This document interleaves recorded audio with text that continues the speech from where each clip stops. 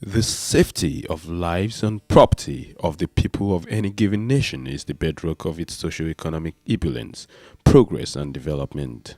The police play a major role in ensuring this safety.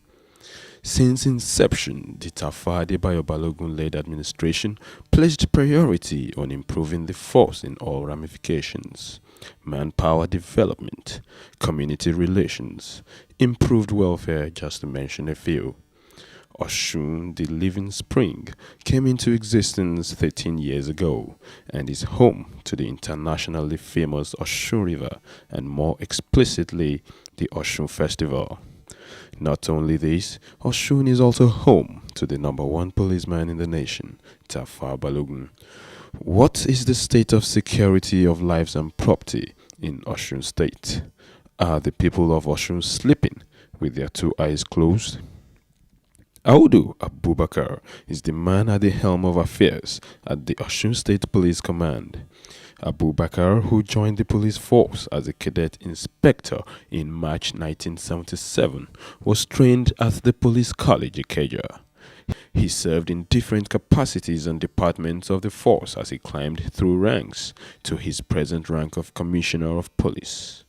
When asked about the security of the state, he replies that Osun State, compared to other places, can be regarded as the most peaceful in terms of crime. He speaks further on the subject of policing Osun State.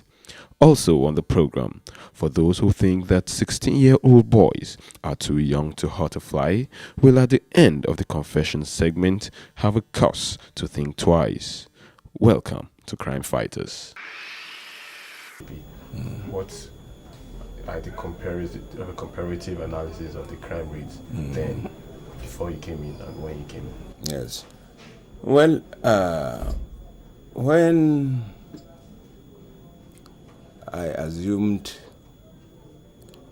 duty here at the command, the first thing I noticed, even when I was driving, coming to the state on my way, no sooner I reached the border between Ondo and Osun State, what I noticed was the barrenness of the terrain of presence of police. That means the presence of the police on the ground was very, very scanty. I noticed from that border up to Elisha, that is from Owena, okay, after the bridge. After the bridge, yes. Up to Elisha, I couldn't even see any nipping point. I came to Elisha again, I could hardly notice the presence of police. From Elisha to Oshogbo, I could hardly notice presence of police. Even when I reached the town, Oshogbo, even in the township, I could hardly notice the presence of police. I started wondering, what was it actually happening? So, in my maiden address, when I summoned the DPOs and the area commanders for a meeting and tried to find out what was the reason for that. Though they tried to convince me as to why, but I was not actually convinced. So my first task was to ensure the presence of police both at the highways and in the township, not only in Oshogbo, but in almost all the townships. Because to me, the presence of police anywhere goes to show the presence of government and also will serve as a deterrent to criminals. So I was very, very uncomfortable when I discovered the presence of the police on the ground was very, very scanty. So my first task was to ensure that the presence of the police on the ground was maintained, and that was done. Then, as for rate of crime,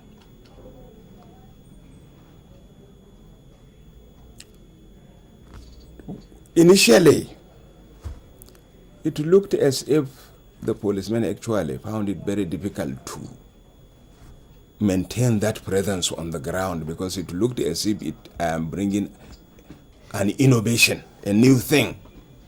You know, the experience I garnered at FCT,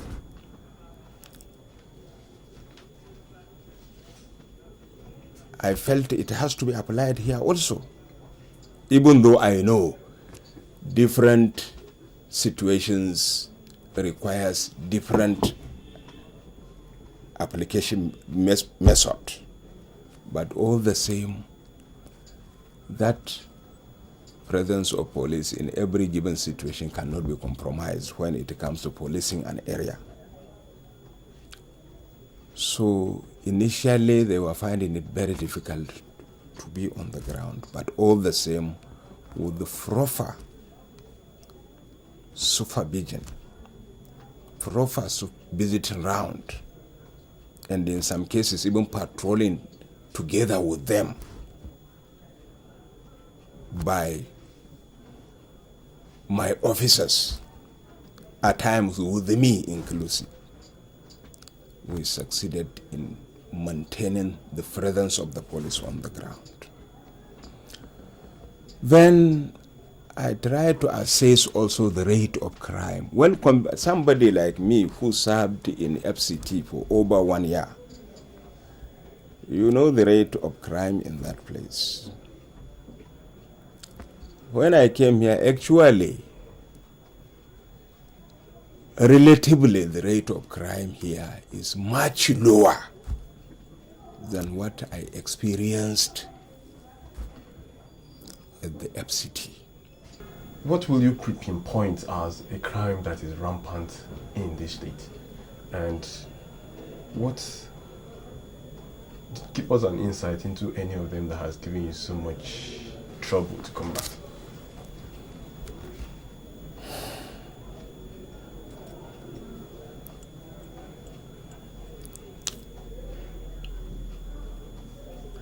To be candid, the crime that gives me sleepless nights is the issue of murder. I don't know why human beings like killing human beings with impunity.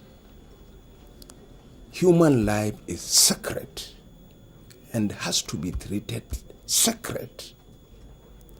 But unfortunately, some of the people, on slightest provocation, the next thing is to kill. So today, and one thing I hate in my life, to take human life. Therefore, if there is any crime which is prevalent here today, is this issue of murder. Simple misunderstanding on farmland, murder. Simple misunderstanding between chieftaincy, something, murder. Land matter, murder. Every slightest provocation, murder.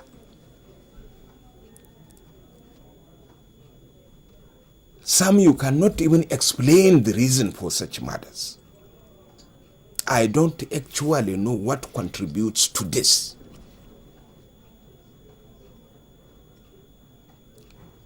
So if I were to be sincere with you, what is giving me a lot of headache and sleepless night and sadness today here is the prevalence of this killing. Okay, sir. So now we want to ask you, sir. But luckily, most of those who committed such murders are not lucky to go scot-free. Most of them are arrested and they are facing prosecution right now. So now I want to talk about the issue of policing in the state now. It's all over. The reports have it that the stolen or vandalized equipment worth millions of naira at the FRCN, the Gold FM Elisha to be precise. So, according to reports, your men were supposedly guarding the place. What can you tell us about this? No, to be candid, not that my men are supposedly guarding the place. My men are guarding the place. They are being posted to guard the place. Up to today, they are being posted there to guard the place. But when this incident happened, our investigation showed that very day, the two policemen posted there did not turn up for duty. And the excuses given by the two of them were not tenable. In fact, they had even been tried and dismissed. So that is the position of things. And since then, before the incident, we have been forcing police. After the incident, also we have been forcing police. But unfortunately, those two policemen put the command in a very embarrassing situation when they failed to turn up that day. And even their officers who did not supervise them very well are also sanctioned. Yes. Okay, sir. Now, still on that note, sir, it leads me to ask you this question. Extortion. It is something that has become characterized with the rank and file, especially in the police force. States like Oyo, Lagos, and even Ogun have taken steps to combat this. What will you say about the level of this menace in your command, and what are the things on ground to combat them? Well, I luckily, before reaching Abuja, I've had so many commands.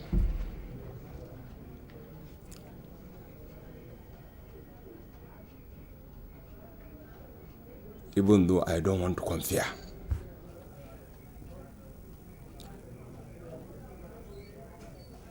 But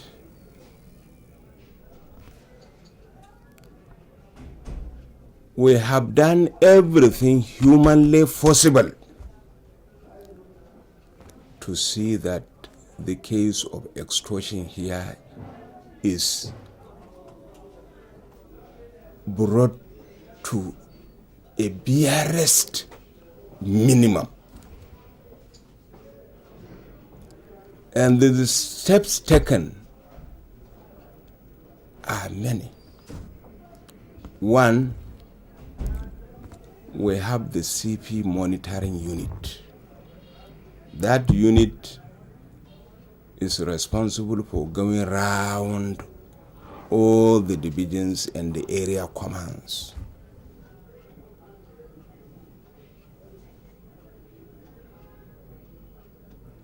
And ensuring that the men posted on highways and other places are not involved in incivility to members of the public or extorting money.